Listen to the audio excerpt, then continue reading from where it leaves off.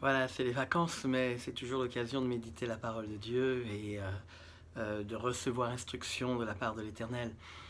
Un texte intéressant en 1 Samuel au chapitre 20, il nous est parlé en fait de la séparation entre Jonathan et David.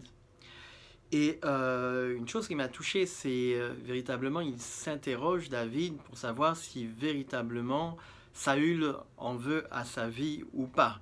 Il est encore auprès de David, alors il y a des repas qui sont organisés tous les jours. Et le premier jour, donc il est dit au verset 24 que David se cacha dans la campagne, c'était la nouvelle lune, donc début du mois, et le roi prit la place au festin pour manger. Le roi s'assit comme à l'ordinaire sur son siège contre le mur. Jonathan se leva et Abner s'assit à côté de Saül. Alors ça c'est intéressant. Saül avait pour habitude de s'adosser au mur. Et on peut comprendre, hein, souvent on va dans des restaurants, on a envie d'avoir une visibilité. Mais c'est là aussi dénote quelque chose, c'est qu'il y a un manque de confiance de la part de Saül. Il veut voir ce qui se passe parce que lui-même, il sait qu'il est en mesure d'accomplir des choses qui ne sont pas forcément honnêtes. Et que dans ce sens, s'il est capable de le faire, d'autres sont capables de le faire. Donc il n'a pas envie de laisser son flanc à la portée de qui que ce soit. Il veut voir tout ce qui se passe. Hein, c'est presque un signe d'un psychopathe, ça. Et puis, donc, il est conclu quelque chose entre Saül et David, entre Jonathan et David. Et ce qui est intéressant, c'est que, donc, le premier jour, David n'est pas là. Le deuxième jour, il est dit que Saül s'interroge en disant, mais où il est David? Et Jonathan lui explique, oui, mais il a dû partir parce que c'est la nouvelle lune, il y a un sacrifice qui est organisé dans sa famille, ses frères l'ont fait demander, et Saül se met dans une folle rage et colère. Il est dit, la colère de Saül s'enflamma contre Jonathan, son propre fils.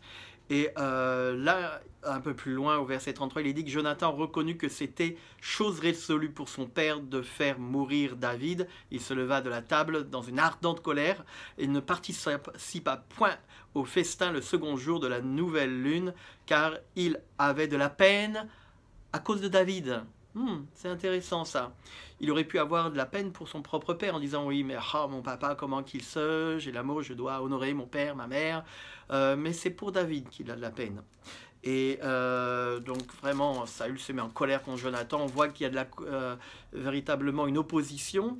Et à la fin, donc, ils ont conclu une chose en disant, voilà, je me tiendrai à tel endroit, je te préviendrai et je te dirai. Et en effet, David est informé que Saül en veut à sa vie, qu'il doit fuir. Et à la fin du chapitre 20, il est dit qu'après le départ du garçon, donc un serviteur qui était là, David se leva du côté du sud, puis se jeta le visage contre terre et se prosterna 3 fois. Les deux amis s'embrassèrent, les deux amis pleurèrent, David surtout. Et c'est intéressant, bon, le texte original est assez particulier, je ne vais pas parler là-dessus, mais ce qui est intéressant, c'est que ici, David pleure plus que Jonathan. Et c'est intéressant parce que David doit savoir ce qui va se passer. Surtout qu'il est dit, alors tout dépend des versions grecques ou hébraïques, à la fin il est dit, voilà, ils disent on a fait une alliance, hein, que l'Éternel soit entre toi et moi, entre ma descendance et ta descendance pour toujours. David se leva et s'en alla, c'est au chapitre 21 verset 1er ou bien verset du chapitre précédent dans les autres traductions. David se leva et s'en alla et Jonathan rentra dans la ville. Jonathan rentra dans la ville. Est-ce qu'il n'aurait pas dû fuir avec David? Et c'est une grande question. Est-ce que David n'était pas informé de cette réalité spirituelle qui allait s'engager suite à cette décision? D'où sa tristesse. Et je crois que nous aussi, nous avons parfois des décisions à prendre dans notre vie. Qu'importe la famille dans laquelle nous avons grandi, il est important pour nous de suivre le chemin que Dieu. Sinon, on connaît les conséquences. Soyez bénis.